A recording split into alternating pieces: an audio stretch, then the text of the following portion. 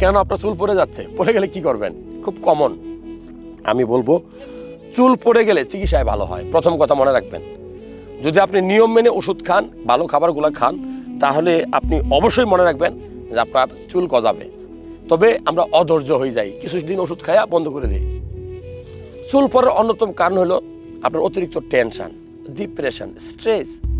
চাকরি আছে বেতন নাই, বেতন আছে চাকরি নাই, রাজনৈতিক অস্থিরতা, পারিবারিক কোলাহল, এই সব কিছু মিলে যদি আপনার স্ট্রেস, অতিরিক্ত টেনশনে আপনার দিনগুলো কাটে, তাহলে মনে রাখবেন যে আপনার চুল পড়ে যেতে পারে। নাম্বার 2, টেস্টোস্টেরন লেভেলটা কমে গেলে। নাম্বার 3, আপনার থাইরয়েড হরমোনের কারণে চুল পড়ে। নাম্বার 4, মা বোনদের কি হয়, ওই চুল শুকায় না, গোসল করার পরে চুলটা পেস্ট দিয়ে কাপড় দিয়ে আটকায় রাখে, এটা ক্ষতিকর, চুলগুলা ভেঙে যায়।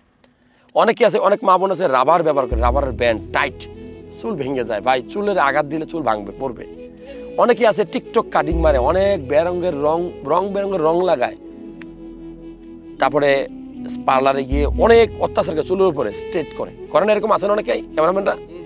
তো আমি আসলে বলবো যে চুল পড়ার অন্যতম কারণ হলো টেনশন। কি কি খেলে চুল পড়া বন্ধ হবে? আমি প্রথমে বলবো টেনশন বন্ধ করবেন, ভালো পুষ্টিকর খাবার খাবেন, প্রোটিন সমৃদ্ধ খাবার, জিঙ্ক সমৃদ্ধ খাবার, ডিমের কুসুম, ডিম, দুধ, আপনার সবুজ শাক সবজি, পেঁপে খাবেন নিয়মিত, পাকা পেঁপে খুব ভালো, এটা।